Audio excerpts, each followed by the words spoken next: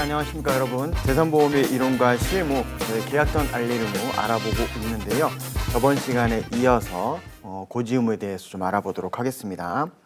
이 고지 의무는 굉장히 중요한 의무입니다. 그래서 여러분들이 손해배상사 시험을 준비할 때 재산보험을 공부하시든 자동차 보험 쪽을 공부하시든 책임근제 쪽을 준비하시든 고지 의무는 모두 들어가 있어요.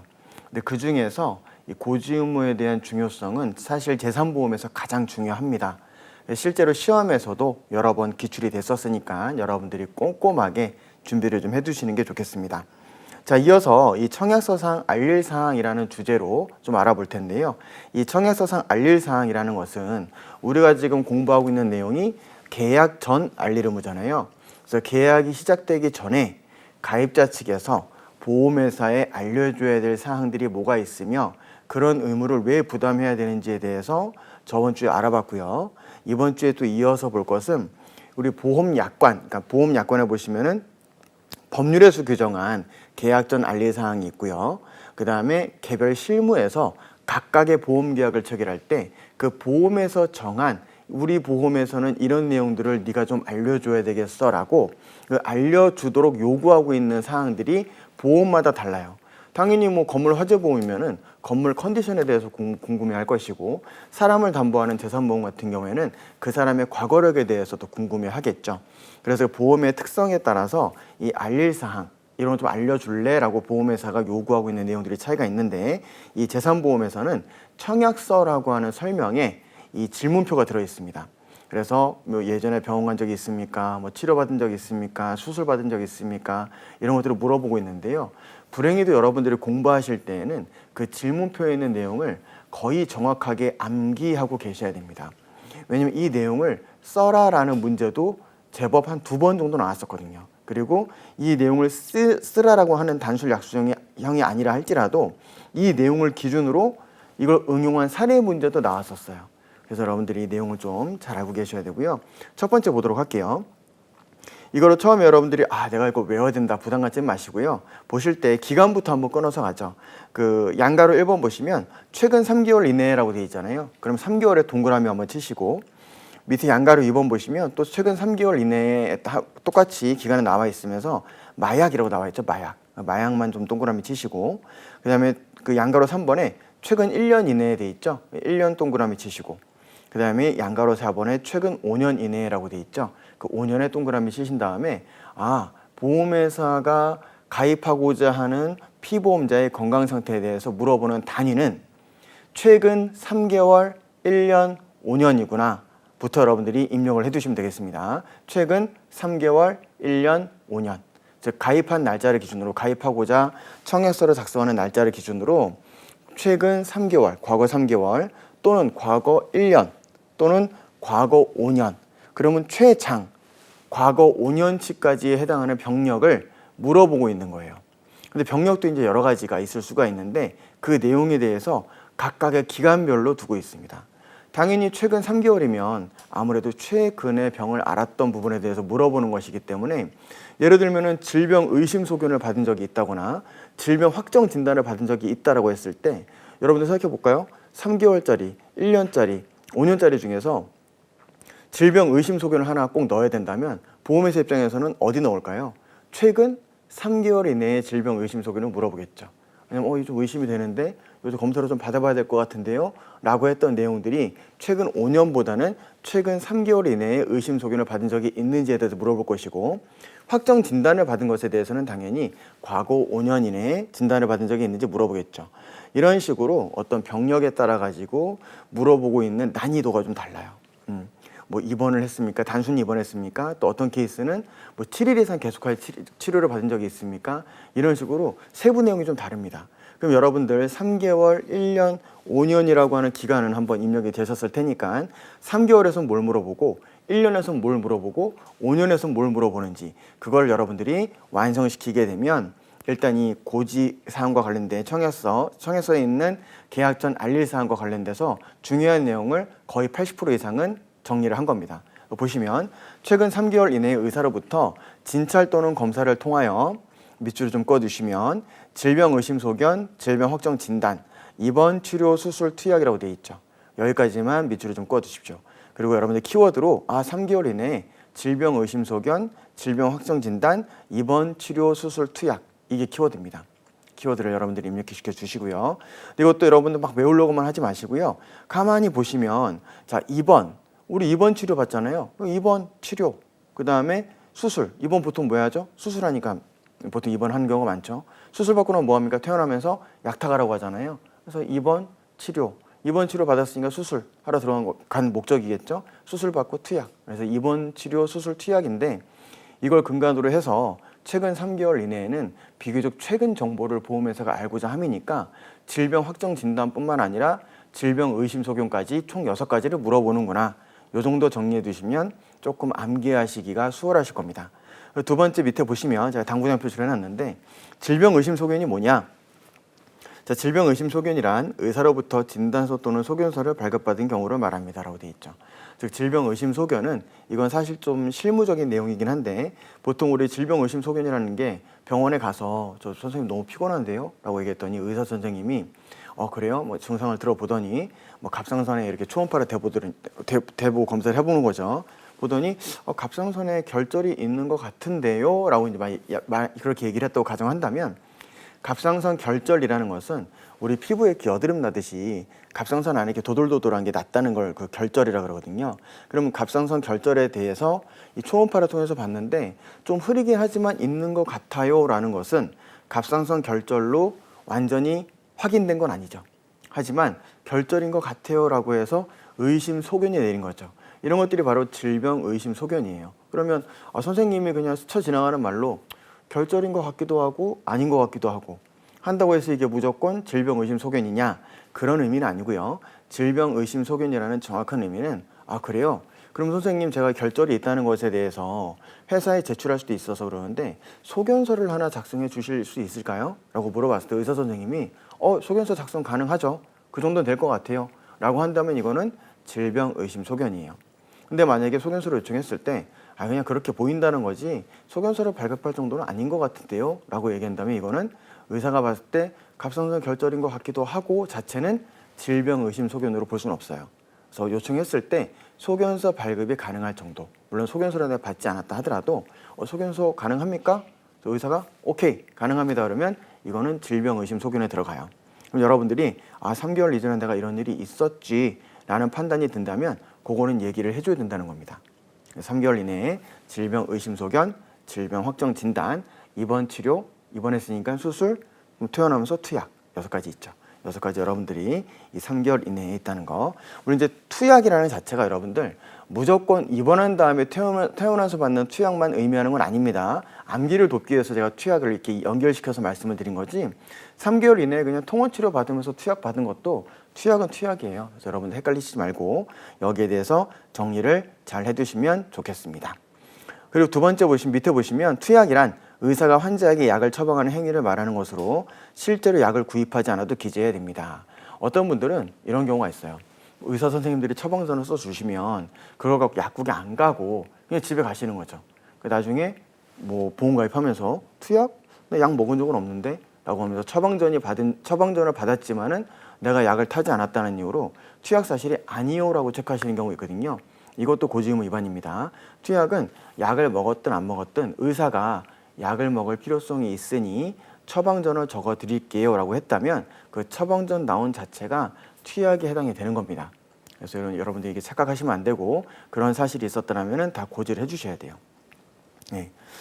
공부하시다 보면 그런 생각이 드시죠? 이게 무슨 내가 보험에 가입할 때 실제로 있는 일들에 대해서 우리가 배우는 거구나. 네, 재산보험이 이런 거의 실무는 그걸 배우는 거기 때문에 여러분들이 학문적인 뭐 그런 개념을 갖고 접근하시다 보면은 재미도 없고 어려워요. 그냥 여러분들 보험 가입하시고 나서 가입하고 나서 발생할 수 있는 일들에 대해서 배우는 게 바로 재산보험의 이름과 실무입니다.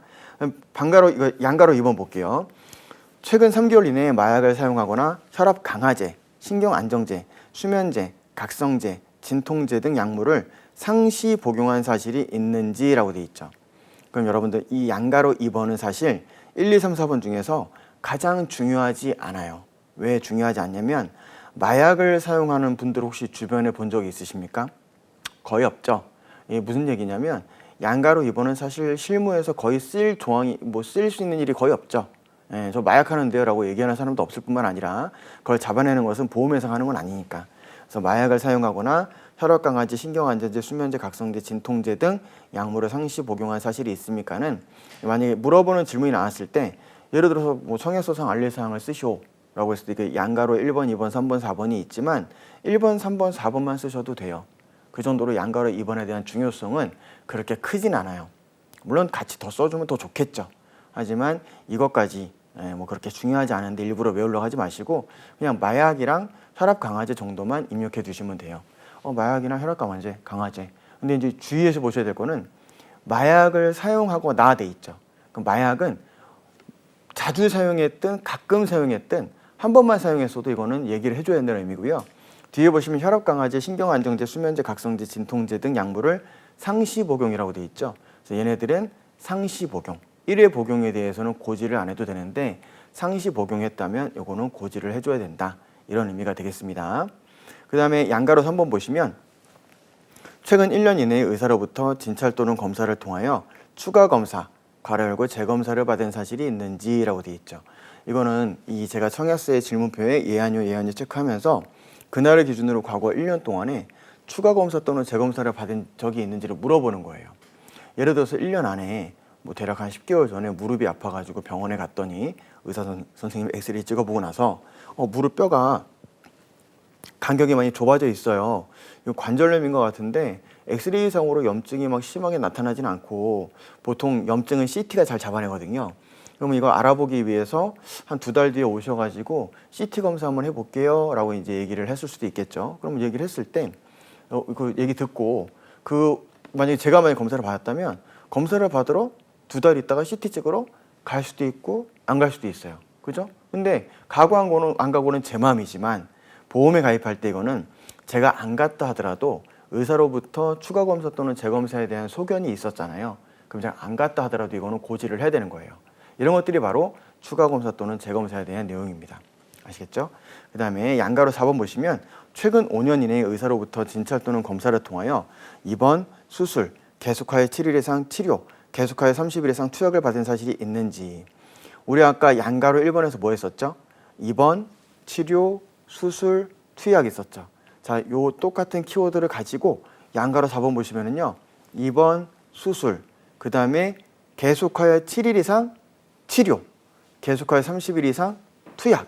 그래서 치료, 투약이 다 있어요. 다만 여기서 5년이라고 하는 구간에서는 단순히 치료, 뭐 투약 이런 게 아니라 7일 이상 치료, 30일 이상 투약이 있죠. 왜냐면 5년 이내에 그냥 치료받은 적만 있는 것처럼 다 얘기하세요 그러면은 5년 동안에 병원 한번 안 가본 사람이 어디 있겠습니까? 다 얘기해야 되는 거죠. 그러다 보니까 좀 더 기간이 긴 5년에서는 단순 치료가 아니라 7일 이상 계속하여 치료, 그리고 30일 이상 계속하여 투약, 이걸 얘기하는 거고요. 그다음에 치료라든가 투약 이런 것들은 하나의 질병, 동일 질병으로 인해서 7일 이상 치료를 받았거나 30일 이상 투약을 받은 걸 의미하는 것이지 A 질병 뭐 열흘, B 질병 열흘, C 질병 열흘로 30일이 됐다고 해서 투약을 받았다고 해서 그걸 얘기해야 된다는 건 아닙니다. 그래서 동일한 병증으로 7일 이상 치료 또는 동일한 병증으로 30일 이상 투약에 해당이 되면 그거는 얘기를 해줘야 된다는 거예요. 그래서 동일 질병을 기준으로 얘기를 하는 거고요. 이번 수술에서 제왕절개도 포함되어 있다는 거 여러분들 같이 좀 봐두시면 좋겠습니다. 그래서 이게 지금 청약서 질문표에 나와 있는 질문표 내용이고요.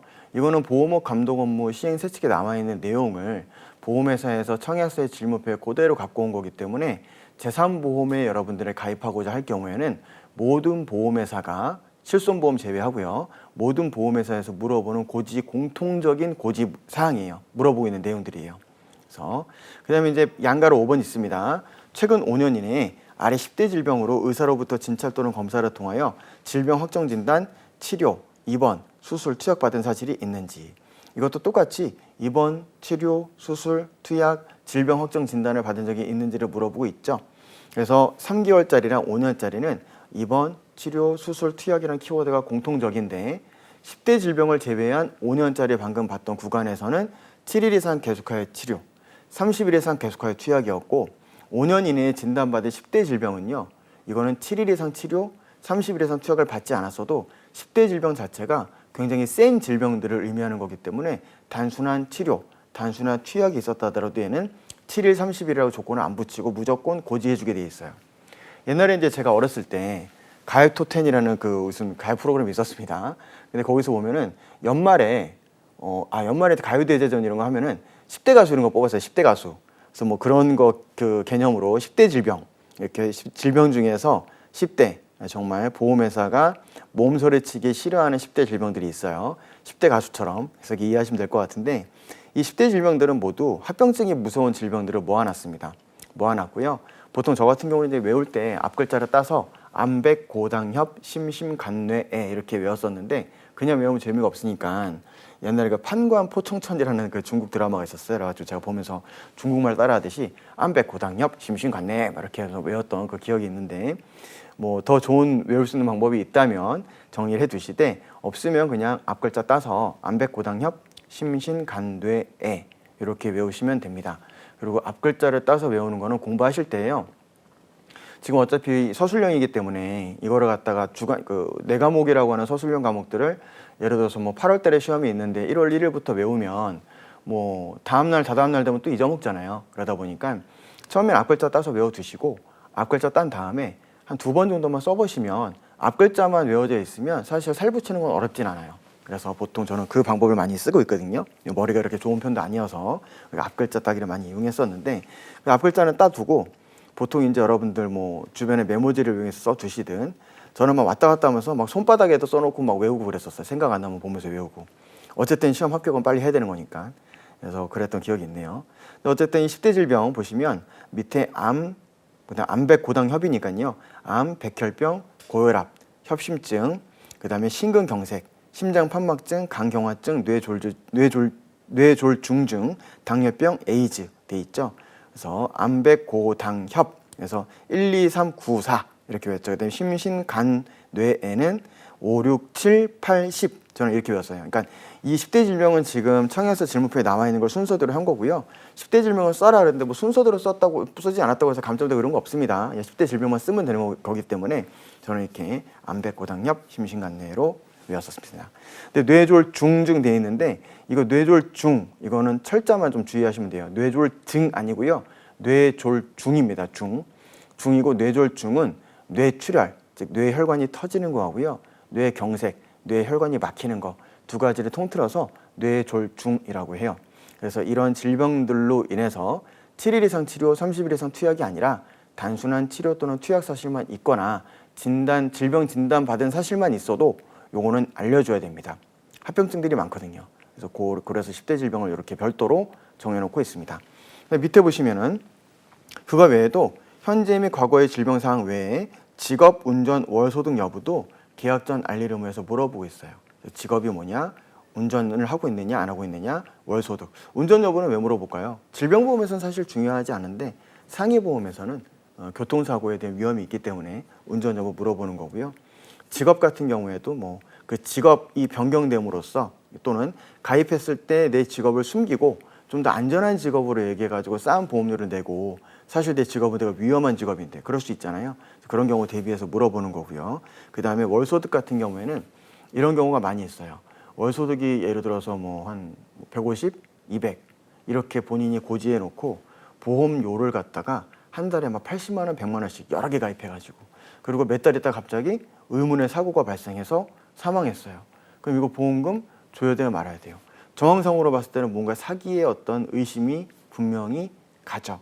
그럼 이때 뭘 보냐면 이 사람이 사기의 마음을 먹고, 왜냐면 돌아가셔 버리게 되면은 망자는 말이 없으니까, 그러면 이제 봤을 때 소득 대비해서 과도하게 많은 보험료를 부담했고, 심지어 뭔가 좀 석연치 않은 목격자가 없는, 예를 들어서 강원도에 어디 뭐 국도변을 가다가 낭떠러지에서 차가 굴렀어요, 혼자. 가입한 지 몇 달 되지도 않아가지고.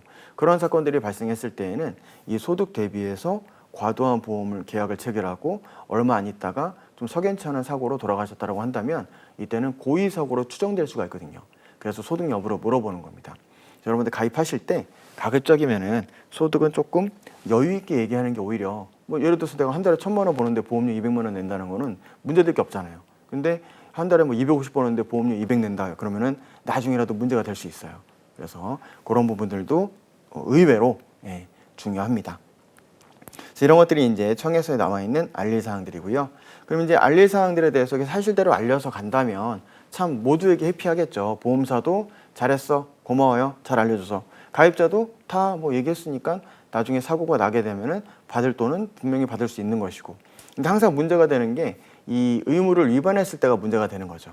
의무를 이행했을 때는 문제될 게 없으니까 사실 시험에 나올 것도 없겠죠. 그죠? 뭐 갑돌이가 고지 의무를 제대로 이행했다. 보험자의 보상 책임은 취급 이렇게 하면 되는 끝나는 거니까. 항상 문제는 고지 의무를 위반했을 때 어떤 식으로 이제 보험금을 줄지 말지 계약을 깰지 말지를 결정해야 된다는 거죠. 그런 부분 때문에 계약 전 알릴 의무 위반 시 효과 대단히 중요합니다. 실무에서도 항상 이런 부분들이 좀 문제가 되고 있어요. 그래서 계약 전 알릴 의무, 계약 후 알릴 의무, 약관 교부 설명 의무 이 세 가지가 있는데 이 세 가지는 지금 계약 전 알릴 의무 알아보고 있고 잠시 후에 또 계약 후 알릴 의무 알아볼 거고요. 약관 교부 설명 의무도 알아보게 됩니다. 자, 위반 시 효과 보도록 하겠습니다. 양가로 1번 계약자 또는 피보험자가 밑줄 좀 꺼두실게요. 고의 또는 중과실. 계약자 또는 피보험자의 고의 또는 중과실이 있어야 돼요. 그냥 과실 아닙니다. 중과실입니다. 중과실. 그냥 일반적인 그냥 우리가 뭐 그럴 수 있지라고 하는 과실과 중과실. 야, 그 조금만 생각을 했으면 그 짓 안 했을 것 같은데 너무 아무 생각 없었던 거 아니야? 라고 하는 중과실은 분명히 다른 범주의 부분이기 때문에 계약자 또는 피보험자가 고의 또는 중과실로 계약 전 알릴 의무를 위반하고 그 의무가 중요한 사항에 해당하는 경우 손해의 발생 여부에 관계없이 계약을 해지할 수 있다. 즉 키워드는 계약자 또는 피보험자가 중요한 내용을 고의 또는 중과실로 알리지 않았거나 부실하게 알렸을 경우에는 고지 의무 위반으로 보험자가 계약을 해지할 수 있다는 거예요. 자, 여러분들이 뭐 그런 일은 없겠지만은 만약에 고지 의무를 위반하고 고의 또는 중과실로 고지 의무를 위반하고 계약을 체결했다고 가정해 볼게요. 뭐 좀 더 구체적으로 예시를 들어드린다면 혹시 뭐 당뇨가 있는데 당뇨가 있다는 사실에 대해서 고지하지 않고 계약을 체결했다고 가정해 봅시다. 그럼 여러분들 입장에서는 일단 당뇨에 대해서 알리지 않고 계약을 체결하는 데 있어서 고의가 있었든 중과실이 있었든 어쨌든 당뇨는 굉장히 심각한 질병이기 때문에 고지 의무 위반에는 해당이 돼요. 그러면 여러분들 입장에서는 그래 고지 의무 위반했으니까 나도 잘한 건 없어. 하지만 뭐가 중요하죠? 보험의 비전문가 입장에서는 보험금 줄 거야 말 거야. 그리고 이거 계약 유지할 수 있어 없어. 이게 중요하죠. 왜? 당뇨가 있는 상태에서 보통 보험 계약을 체결하면 보험금을 주는 것도 중요하지만 깨는 것도 되게 중요하게들 생각하세요. 왜? 이 계약이 깨지게 되면 내가 다른 보험회사에 보험을 가입할 수 있을까? 라는 불안함이 생기거든요. 또 보험이라는 게 우리가 또 보험 요구를 그렇게 하다가도 또 없으면 불안한 게 보험이잖아요. 그러다 보니까 이거 계약 유지 여부, 보험금 받을 수 있는지 없는지 이런 것들을 되게 중요하게 생각하거든요. 보험회사 입장에서도 중요하죠. 이 계약을 갖고 가야 돼 말아야 돼. 보험금 줘야 돼 말아야 돼. 근데 고지 의무 위반했을 때는 그 두 가지를 판단하는 게 가장 중요한 문제죠. 가장 근본적인 문제이기도 하고요. 자, 그럼 보시면 보상할 거냐 말 거냐 해지할 거냐 말 거냐에 대해서 제가 그 기준을 먼저 던져드릴게요. 기준은요. 해지 여부는 고지 의무 위반이 있으면 해지하고 고지 의무 위반이 없으면 해지를 못하는 게 당연한 거죠. 그럼 계약을 깰지 말지는 해지 여부에 따라 달라지는데 고지 의무 위반 여부에 따라서 계약이 깰지 말지가 결정이 되는 거예요. 자, 근데 보상 여부에 대해서는 여러분들이 헷갈리시면 안 돼요. 어떤 분들은 야 이거 해지할 수 있으니까 보험금 안 주는 거 아니야? 이렇게 생각하시게 되면 평생 헷갈립니다. 평생 헷갈려요. 왜냐하면 보험 계약을 해지시키면서도 보험금을 지급하는 경우가 있거든요. 그래서 헷갈리시면 안 되고 자 해지와 관계없이 보험금 줄지 말지는요. 내가 당뇨에 대한 고지 의무 위반한 거 하고 이번에 보험금 청구한 거 하고 인과관계 있느냐 없느냐. 그 당뇨하고 연관성이 있는 걸로 보험금을 청구했다면 고지 의무 위반했으면서 그거하고 인과관계가 있는 걸로 보험금 청구했으니까 나쁜 거죠. 딱 봐도 나쁜 거죠. 그때는 보험금 지급하지 않아요. 근데 고지 의무 위반이 있었는데 이번 사고는 뭐 교통사고라든가 전혀 다른 질병과 같이 인과관계가 없는 걸로 보험금을 청구하게 됐다면 적어도 인과관계는 없으니까 계약을 깨는 거는 변론으로 하고 보험금을 지급하게 돼요. 그럼 보험에서는 보험금을 지급하면서 고지 의무 위반이 있었으니까 계약은 깰게요 이렇게 되는 거예요. 그래서 여러분들이 이거 해지할 수 있으니까 보험금 이거는 못 주는 거고 해지를 못하니까 보험금 줘야 되고 이렇게 생각을 하시면 평생 헷갈린다는 거예요. 두 가지를 딱 나눠 가지고 판단하셔야 됩니다. 보시면 위에 그래서 그 양가로 1번 보시면 두 번째 줄에 손해 발생 여부에 관계없이 계약을 해지할 수 있다고 되어 있잖아요. 즉 보험 사고가 발생했든 보험 사고가 발생해서 보험금을 주든 말든 관계없이 계약을 해지할 수 있다고 되어 있어요.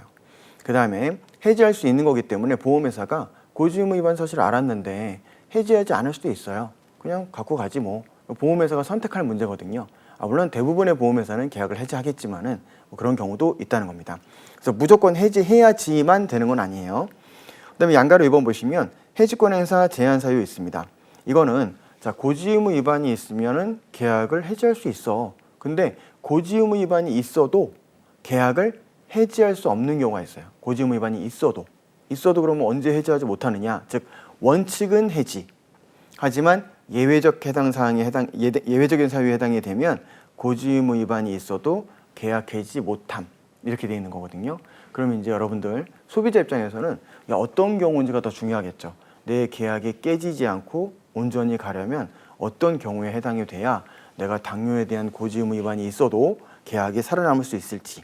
첫 번째가 회사가 계약 당시에 그 사실을 알았거나 과실로 인하여 알지 못하였을 때에는 보험자는 계약을 해지할 수 없어요. 어떤 경우가 있냐면 자 예를 들어서 1월 1일 날 내가 계약을 체결하면서 고혈압이 있다는 사실에 대해서 보험회사에 얘기를 했어요. 보험회사가 그래 알았어. 혈압이 있으니까 그와 관련된 질병은 일단 보장해서 제외하고 나머지는 담보해 주는 걸로 해서 갈게. 체결할게 이렇게 됐어요. 그리고 내가 똑같은 보험회사에 1월 8일쯤 또 보험계약을 체결합니다. 체결하면서 이때는 고혈압이 있다는 사실을 얘기하지 않아요. 그러면서 그리고 가입했더니 보험사에서도 별다른 얘기 없이 그냥 계약을 덜컥 체결해 줬어요. 그리고 이 두 번째 계약, 고지 의무 위반이 있었던 두 번째 계약이 문제가 되는 거죠. 이거 가지고 나중에 고혈압과 관련된 보험금을 청구했어요. 그때 보험회사가 너 고지 의무 위반 있었잖아. 첫 번째 계약에서 고혈압 얘기했는데 두 번째 계약 체결할 때 왜 얘기 안 했어? 고지 의무 위반이네. 이거 우리 계약 해지할게. 라고 얘기할 수 있다 없다? 못한다. 왜? 1번 보시면 보험회사가 계약 당시에 그 사실을 알았거나 과실로 알지 못하였을 때 돼 있죠. 과실로. 즉 1월 1일 날 계약 체결할 때 혈압 있는 사실을 얘기했어요. 그리고 1월 7일 날 계약자 얘기를 안 했어요. 하지만 보험회사가 단순히 약 일주일 전에 계약을 체결했을 때 고혈압 사실을 얘기했기 때문에 조금만 신경 썼더라면 고혈압이 있었던 사실을 알 수 있었겠죠. 근데 보험회사가 과실로 알지 못하고 고지 의무 위반이 있는 계약을 덥석 물었죠.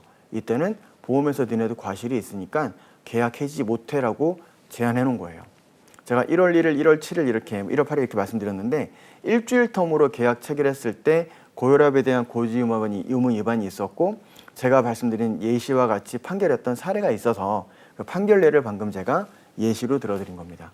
그래서 그게 그 동그라미 1번이 그런 경우에 해당이 돼요. 그럼 동그라미 2번 보시면 자 회사가 그 사실을 안 날부터 1개월 이상 지났거나 또는 1회 보험료를 받은 때부터 보험금 지급 사유가 발생하지 않고 2년이 지났을 때 진단계약의 경우 질병에 대해서는 1년이라고 되어 있는데요. 요거는 회사는 보통 고지 의무 위반 사실, 그 사실을 안 날로부터 1개월 이상 지났거나 하니까요.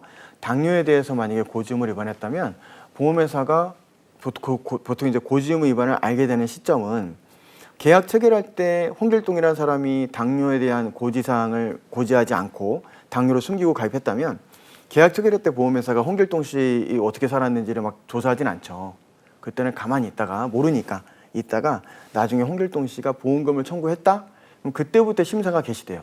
개시돼가지고 가입 당시에 고지 의무 위반이 있었는지 없었는지까지도 조사가 들어가요. 보통 이제 병원 가서 의무 기록을 떼면은 다 나오니까요. 그래서 그런 식으로 조사가 들어가거든요. 대부분의 고지 의무 위반은 보험금을 청구하게 되면 조사하는 과정에서 보험회사가 알게 되죠.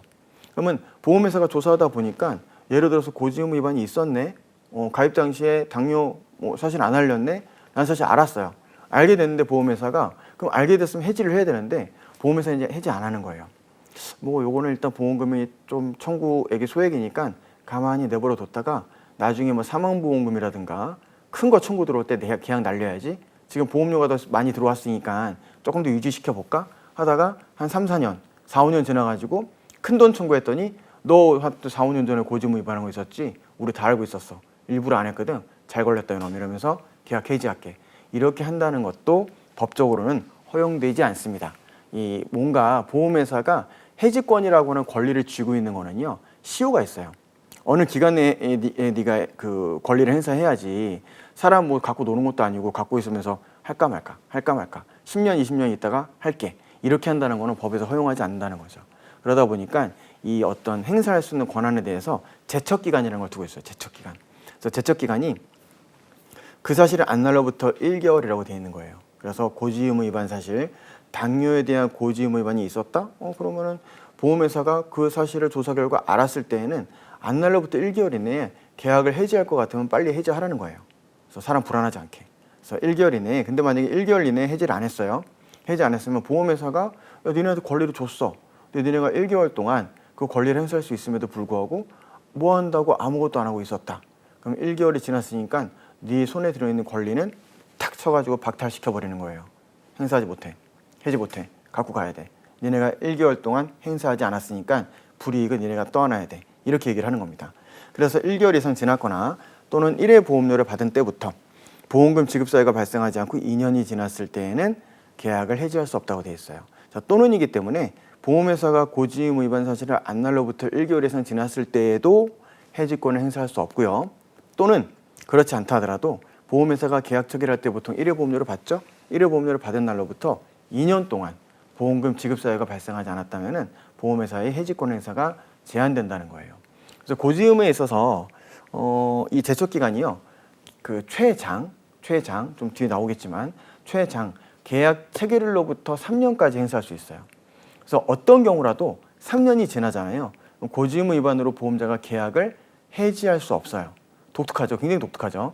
그래서 뭐 결국 이러면 이렇게 되는 거예요. 계약 체결의 당시에 고지 의무 위반하고 내가 3년만 버텨요. 3년 버티고 지나서 청구하게 되면 일단 보험회사가 계약을 해지할 수 없어요. 유지해야 돼요. 그런 이게 고지 의무는 그게 참 독특하거든요. 그러다 보니까 이거를 악용하는 케이스들도 있었어요. 악용.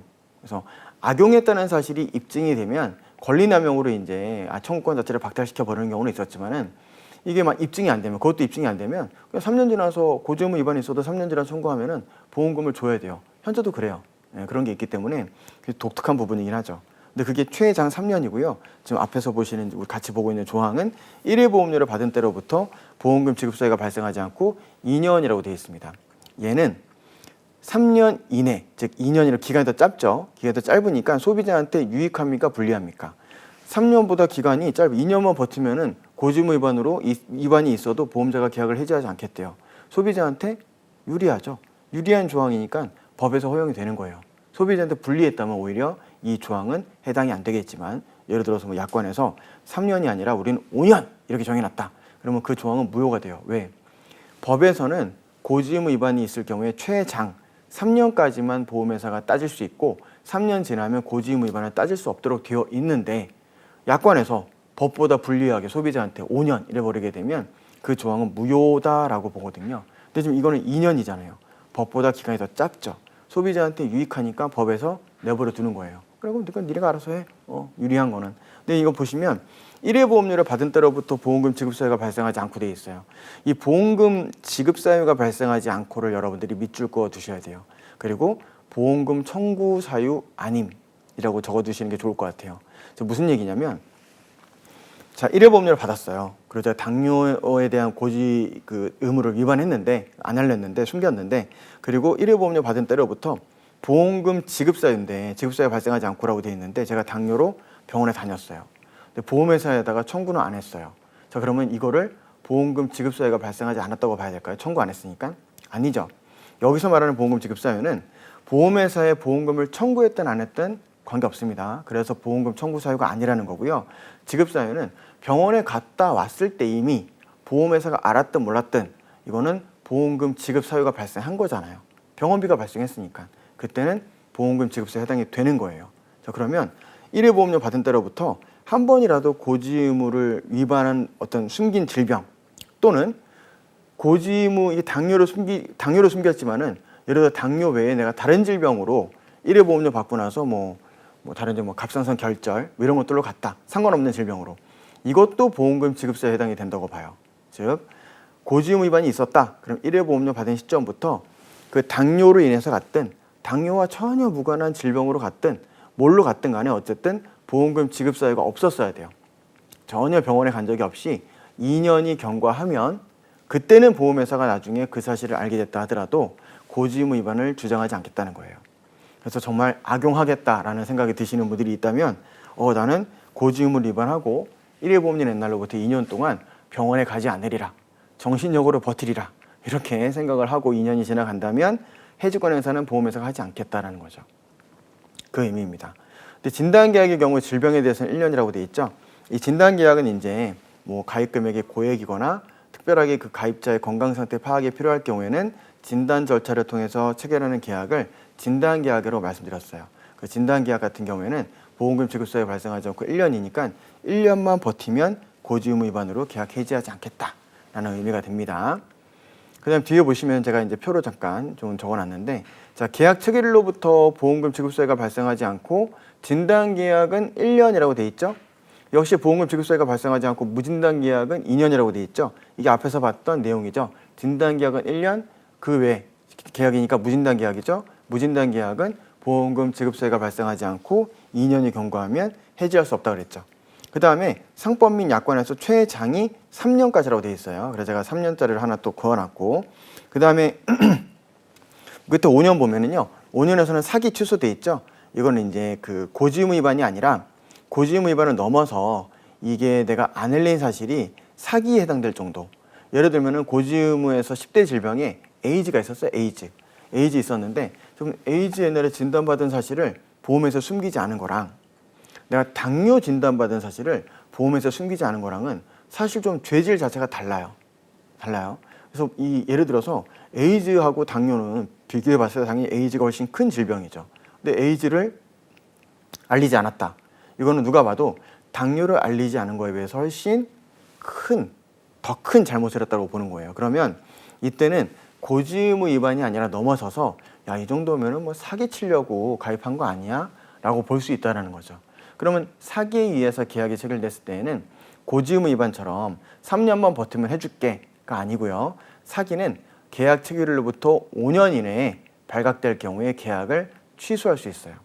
그리고 보험금도 인과관계 여부에 따라서 뭐 지급하고 안 하고 이런 게 아니라 사기에 의한 계약 취소는 무조건 보험금을 지급하지 않습니다. 인과성도 따지지 않아요. 그냥 무조건 안 줘요. 그래서 제가 5년이라고 이렇게 해놓은 겁니다. 그래서 이게 계약전 알리르무 위반 효과에 대해서 기간에 대해서 제가 좀 한번 잘라서 말씀을 드린 거고요. 근데 이제 계약 체결한 날로부터 3년이 지났을 때라고 해서 이 상법이라든가 약관은 최장 3년까지 본다고 그랬잖아요. 그럼 진단계약은 1년, 무진단계약은 2년인데 이 조건은 보험금 지급사유가 발생하지 않았을 때 1년, 2년이고요. 계약 체결일로부터 3년이라고 하는 최장 3년짜리는요. 보험금 지급사유가 발생했든 안 했든 3년만 지나면 보험회사가 계약을 해지할 수 없다는 얘기예요. 그럼 무슨 소리냐면 여러분이 당뇨로 인해서 숨기고 당뇨로 인해서 병원에 다녔든 아니면 당뇨와 관계없는 질환으로 병원에 다녔든 어쨌든 병원에서 치료를 받았을 때에는 보험금 지급사유가 발생했잖아요. 보험금 지급사유 발생했을 때는 이미 2년이라고 하는 기간은 2년이 의미가 없죠. 지급사유가 발생했으니까 2년 버텨봤자 아무 의미가 없는 건데 3년짜리는 보험금 지급사유가 발생했든 뭐 어떻게 됐든 보험회사가 모르기만 하면 돼요. 그러면 병원 열심히 갔다 오고 보험회사 청구를 안 해요. 청구 안 하면 보험회사 심사할 일도 없으니까. 그리고 3년 지나서 병원 치료받아서 청구하는 거예요. 그러면 보험회사 입장에서 3년이 지났으니까 해지할 수가 없는 거죠. 그러면 계약에 대해서 해지 못하고 제척기간 경과되면 보험금을 지급하는 경우가 더 많거든요. 그러다 보니까 이걸 이제 좀 악용할 수 있는 그런 여지가 있죠. 그래서 밑에 보시면은 계약 체결일부터 3년이 지났을 때라고 되어 있는데, 자, 계약 체결일부터 3년까지는 해지 기준은 고지의무 위반이 있냐 없냐에 따라서 해지를 할 수 있고 없고가 결정이 되는 거고요.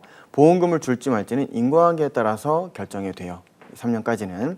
근데 이 해지 기준에 대한 고지의무 위반이 있어도 해지 못하는 경우가 있다 그랬죠. 해지권 행사 제한사유. 보험회사 과실로 뭐 그 사실을 알 수 있었음에도 불구하고 알지 못했거나 아니면은 무진단 계약 같은 경우 2년 동안에 보험금 지급 사유가 발생하지 않고 2년이 경과했거나 이때는 그래도 해지를 못한다고 되어 있죠.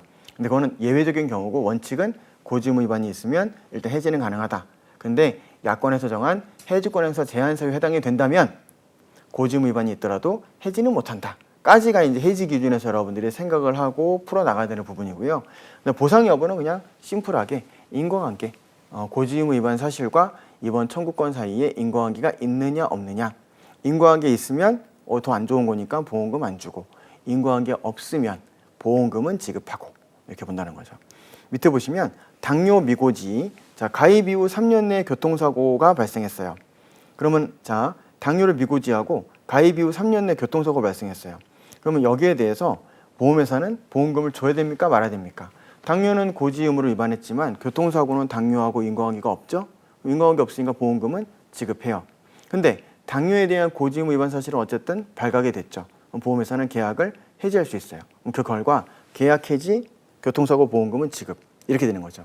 그리고 가입 이후 3년 경과 교통사고 발생했다. 이거는 뭐냐면 해지권을 행사할 수 있는 날짜가 최장 3년이라고 되어 있잖아요. 그러면 3년이 지났을 때에도 3년 지났을 때에도 해지는 못해. 알겠어. 근데 보험금 지급을 어떻게 할 거야? 3년이 지나면 제척기가 끝났으니까 해지권 행사 못한다는 이유만으로 보험금은 무조건 지급해야 돼? 아니면 3년 내에도 인과관계 따졌듯이 3년이 지나도 끝까지 인과관계를 따져야 돼? 이게 문제가 되는데 법에서는 명확하게 나와 있잖아요. 그러다 보니까 실무상 가는데 실무상으로는 그냥 제척기간 3년이 지나면 보통 보험금을 일반적으로 지급하라고 권고하는 것을 그렇게 유권 해석을 하고 있는 경우도 많이 있습니다. 그러다 보니까 3년이 지나면 해지권 행사를 하지 못한다. 그리고 제척기간 끝났으니까 그때는 인과관계 여부와 관계없이 보험금을 지급하는 경우가 대부분입니다. 그렇게 여러분들 정리하시면 될 것 같고요. 그러면 3년 이상은 저도 물음표를 해놨죠. 이건 이견들이 있어요. 끝까지 인과관계를 따져야 된다는 의견들도 있고 집업 판례들을 봐도 다른 의견들이 있어요. 그래서 3년 지나서 쟁점이 될 만한 것들을 시험 문제로 내지는 않아요. 보통 3년 내에 이제 있는 부분들에 대해서 내겠죠. 자, 그럼 가입 이후 3년 경과 교통사고가 발생했다. 그럼 당뇨는 미고지 했는데 가입 이후 3년 경과에서 교통사고가 발생했으면 일단 3년이라고 하는 제척기간이 지났으니까 보험회사는 당뇨에 대한 고지 의무 위반이 있었다 하더라도 계약을 해지하지 못하죠. 해지하지 못하고 그 다음에 교통사고 발생도 전혀 인과관계가 없는 거니까 이거는 보험금을 지급해야 되는 결론에 이르게 되는 겁니다. 또 역시 밑에 예시에서 당뇨를 미고지했어요. 가입 이후 3년 내 당뇨로 치료받았어요. 자, 그러면 제척기간 내에 당뇨로 치료받았죠. 그리고 보험금을 청구했다면 일단 당뇨에 대한 고지 의무 위반이 있으니까 고지 의무 위반으로 계약을 해지할 수 있어요. 그죠? 해지할 수 있고 당뇨 고지 의무 위반했는데 당뇨로 보험금 청구했으니까 보상 여부는 인과관계 따져야 되죠? 인과관계도 있어요. 그럼 해지도 할 수 있고 보험금도 안 줘도 되는 거예요. 그리고 가입 이후 3년 경과 당뇨로 치료. 그럼 가입 이후 3년이 경과했을 때는 제척기간 끝났으니까 해지는 못해요. 근데 당뇨로 치료받은 거는 인과관계가 있잖아요. 아까 말씀드렸던 내용이죠. 제척기간이 끝났어도 고지 의무 위반이 있는 거하고 인과관계 있는 걸로 치료받았을 때 끝까지 인과성을 따져가지고 지급 여부를 결정할 거냐, 제척기간 끝났으니까 줄 거냐. 근데 제척기간 끝난 경우에는 주는 경우가 대부분이기 때문에 이 경우에 보험금을 지급하겠죠. 예. 물론 아까도 말씀드렸지만은 이 케이스 3년 경과 당뇨로 치료받았던 경우와 같은 케이스는 쟁점이 있기 때문에 시험에서 나오기는 어렵다. 나온다면 3년 내에 있는 과정에서 답이 명확하게 떨어지는 것들, 이런 것들로 나올 수밖에 없습니다. 자, 그다음에 역시 이 해지권 행사 제한 사유를 좀 이어서 보고 있는데요. 자, 회사가 이 계약을 청약할 때 피보험자의 건강 상태를 판단할 수 있는 기초 자료, 건강진단서 사본 등에 따라 승낙한 경우에 건강진단서 사본 등에 명기되어 있는 사항으로 보험금 지급 사유가 발생했을 때 계약자 또는 피보험자가 회사에 제출한 기초 자료 내용 중 중요 사항을 고의로 사실과 다르게 작성한 때에는 계약을 해지할 수 있습니다라고 되어 있죠. 자, 이거는 말이 되게 긴데 쉽게 말하면 그 계약을 청약할 때 피보험자의 건강 상태를 판단할 수 있는 기초 자료. 예를 들어서 잘 모르겠으니까 고객님 죄송한데 혹시 건강진단서 좀 진단 받으신 거 있으세요 최근에? 그래서 고객이 드릴게요 줬어요. 그럼 건강진단서 한번 받았어요. 받았는데 그 안에 혈압이 있었는데 보험회사가 그 사실을 누락했거나 그냥 보고서도 대수롭지 않게 여기고 그냥 가입을 시켜버렸어요. 그리고 혈압 때문에 문제가 생겼어요. 근데 보험회사 딱 보니까 그 당시 건강진단서 사본에 혈압이 있었다는 내용이 있었어요. 그럼에도 불구하고 보험회사가 가입을 시켰다면 그때는 그 내용에 대해서 태클을 걸지 못한다는 거죠. 아시겠죠? 근데 다만 건강진단서 사본에 혈압이 예를 들어서 180이 나와 있었는데 얘가 이 가입자가 숨겼어요. 이게 130 이런 식으로 이거를 좀 조작했다. 이런 경우에는 당연히 건강진단서 사본을 제출했다 하더라도 조작된 내용이 들어있었으니까 보험회사는 여전히 고지 의무 위반을 주장할 수 있겠죠. 하지만 그런 게 아니라 조작이 없었는데 건강진단서 사본과 같은 기초자료를 제출했고 거기에 따라서 보험회사가 계약을 체결했다면 그 안에 어떤 문제가 있었다 하더라도 보험회사는 거기에 대해서 더 이상 토를 달 수 없다. 이렇게 해석하시면 되겠습니다. 그럼 동그라미 5번 보시면 보험 설계사 등이 계약자 또는 피보험자에게 고지할 기회를 주지 않았거나 계약자 또는 피보험자가 사실대로 고지하는 것을 방해한 경우 계약자 또는 피보험자에게 사실대로 고지하지 않게 하거나 부실한 고지를 권유했을 때 다만 보험 설계사 등의 행위가 없었다 하더라도 계약자 또는 피보험자가 사실대로 고지하지 않거나 부실한 고지를 했다고 인정되는 경우에는 계약을 해지할 수 있습니다. 라고 되어 있죠. 이것도 내용이 되게 긴데 보통 저는 보험 설계사 등이 계약자 또는 피보험자에게 고지할 기회를 주지 않거나 해서 고지할 기회를 밑줄 그어 두시고 고기 그 다음에 계약자 또는 피보험자가 사실대로 고지하는 것을 방해한 경우 고지하는 것을 방해 고방 그래서 고기 고방 그래서 고기 먹고 싶다 이렇게 얘기하면서 고기 고방 했었는데 이건 뭐냐면 고기 고방이니까 계약자 또는 피보험자에게 고지할 기회를 주지 않았거나 고방 고지하는 것을 방해했을 경우를 의미하는 겁니다. 누가? 보험 설계사가. 그래서 고지할 기회를 주지 않는 거, 방해하는 거. 즉 보통 옛날에는요. 지인들이 많이 가입을 시켰으니까 야 철수야 보험 하나 가입시켜줘. 나 알지? 대학 때 절친 베프 나 영식이 이렇게 얘기하면은 철수 입장에서 그래 뭐 하나 하자 이렇게 되면은 체크하면서 야 이거 예안이 무슨 쌓이는 게 엄청 많네 물어보면은 아 내가 알아서 할게. 그리고 그 설계사인 지인분이 그냥 거기다 아니요 체크하고 친구 자필까지 해가지고 그냥 계약 입력시켜버리는 경우가 종종 있었어요. 그러면은 이건 뭐죠? 고지할 기회를 주지 않는 거죠. 또는 앉아가지고 이제 그 친구가 직접 계약서 체크를 하는데 나 3개월 전에 건강검진에서 혈압 나온 게 있었는데 몇이었는데 140 괜찮아 그냥 없다 그래 내가 책임질게 나 못 믿어? 이렇게 얘기해가지고 나는 있다고 얘기하려고 그랬는데 친구가 옆에서 괜찮다고 하니까 아니요라고 하는 거. 이게 뭐죠? 고지하는 것을 방해하는 거죠. 그래서 고지할 기회를 주지 않았거나 고지하는 것을 방해했을 경우 고기 고방이 있었을 경우에는 이때는 보험자는 그 계약을 해지할 수 없어요. 왜? 설계사가 잘못했지만 설계사는 보험회사의 근로자는 아닙니다. 근로자는 아니지만 위촉받아가지고 활동하는 사람이기 때문에 당연히 제3자인 그 고객들 입장에서는 그 설계사가 당연히 뭐 삼성화재면 삼성화재 명함을 주는데 삼성화재 직원이라고 인식을 하잖아요. 그래서 그 보험회사의 어떤 관리자로서의 책임을 생각해서 이 설계사가 잘못했을 때에는 거기에 대한 책임을 부담한다. 다만 설계사의 어떤 그런 행위, 옆구리 찌르면서 야 내가 알아서 할게. 야 없다고 해. 라고 하는 그런 행위가 없었다 하더라도 그냥 알아서 그 친구가 고지 의무를 적극적으로 위반했을 것이다. 라는 사정이 있을 경우에는 역시 고지 의무 위반을 주장할 수 있다. 라고 되어 있는데 사실 그 내면에 나는 이 친구가 옆구리 찌르지 않았어도 고지 의무 위반했을 텐데 라고 생각하는 사람 그 어떤 내면의 마음의 소리를 잡아내는 건 쉽지가 않죠. 그러다 보니까 큰 의미는 없는데 어쨌든 이렇게 되어 있다. 그래서 4번은 건강진단서가 키워드고요. 5번은 고기 고방. 여러분들 꼭 기억해 두시면 좋겠습니다. 그래서 해지 효과 보도록 할게요. 자, 계약 전 알릴 의무를 위반했을 때는 계약을 해지할 수 있고 인과관계 여부에 따라서 보험금 지급 여부가 결정이 되는데 해지했을 때는 어떻게 되느냐? 해지환급금을 계약자에게 지급합니다. 보통 보험금 청구권은 이 수익자에게 있잖아요. 근데 해지환급금은 계약자한테 줘요. 왜 그렇죠? 계약자가 보험료를 냈으니까. 해지하면 해지환급금을 계약자에게 지급하는 거죠. 그 다음에 양가로 4번 보시면 계약의 해지가 보험금 지급서의 발생 후에 이루어진 경우에 회사는 보험금을 지급하지 않으며 계약 전 알릴 의무 위반 사실뿐만 아니라 계약 전 알릴 의무 위반 사항이 중요한 사항에 해당되는 사유를 반대 증거가 있는 경우 이의를 제기할 수 있습니다라는 문구와 함께 계약자에게 서면 등으로 알려드립니다 라고 되어 있어요.